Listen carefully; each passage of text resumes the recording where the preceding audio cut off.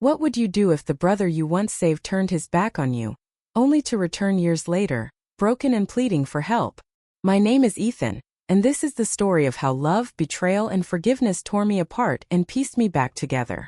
It was 5 years ago when I found Caleb, my younger brother, sprawled on the floor of a dingy motel room. The stench of stale whiskey and despair clung to the air. His eyes, once bright with dreams, were hollow, his hands trembling from the grip of addiction. We'd grown up close, two boys against the world after our parents passed. I'd been his protector, his anchor. But that night he was a stranger, lost in a haze of pills and regret. I dragged him out, paid for rehab, sat through his rants, and held him when he sobbed. I gave him everything, my savings, my time, my heart. He got clean, rebuilt his life, and for a moment I thought I'd saved him. Then he vanished. No calls, no texts, just silence. I heard through a mutual friend he'd landed a good job, moved to a new city, started over. I was proud, but the sting of his absence burned.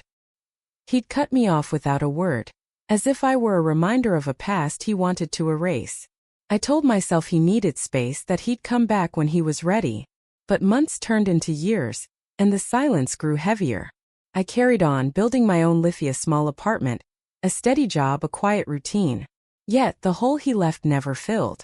Last week he showed up at my door. It was late, the rain pounding outside, and there he was, soaked and shivering. His face was gaunt, his eyes desperate. "Ethan," he whispered, "I need you." My heart lurched. The brother I'd loved, the one I'd pulled from the abyss, was back, but not as the man who'd left. He was broken again, worse than before. He told me he'd lost everything. His job, his apartment, his sobriety. He'd fallen back into old habits, and now he was running from debts he couldn't pay. He begged for help, for money, for a place to stay. "You're all I've got," he said, his voice cracking. I wanted to slam the door. The betrayal still stung. How he'd walked away after I'd given him everything. But I couldn't. I saw the boy he used to be, the one who'd clung to me when we buried our parents. I let him in, gave him a blanket, made him coffee. We talked through the night, and his story spilled out. After rehab, he'd been ashamed of how low he'd fallen. He thought cutting me off would protect me from his mess. But pride and shame had led him back to the bottle, and now he was drowning again. I faced a choice. I could give him money, let him crash on my couch, and risk being burned again. Or I could walk away, protect myself, and let him face the consequences. Every fiber of me screamed to guard my heart. I'd already lost so much to him. But then I remembered the nights I'd sat by his side in rehab, promising we'd get through it together. I couldn't abandon him now, not when he was at his lowest. I didn't give him money. Instead, I drove him to a shelter with a good recovery program. I paid the first month's fees, set him up with a counselor, and told him this was his last chance with me. "I'm not doing this because you deserve it," I said.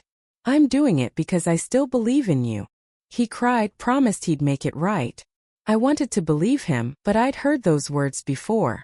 Days later I sat alone, staring at the rain outside my window. I didn't know if Caleb would stay clean, if he'd disappear again, or if he'd ever repay the faith I'd put in him. What I did know was that I'd chosen to love him, despite the pain. Forgiveness isn't a feeling. It's a choice, one that hurts as much as it heals. I'd saved my brother once, and I was trying again, not because he earned it, but because he's my family. Maybe that's the heart of it. Love doesn't keep score. It doesn't demand repayment. It just keeps showing up, even when it's been burned. I don't know if Caleb will make it this time.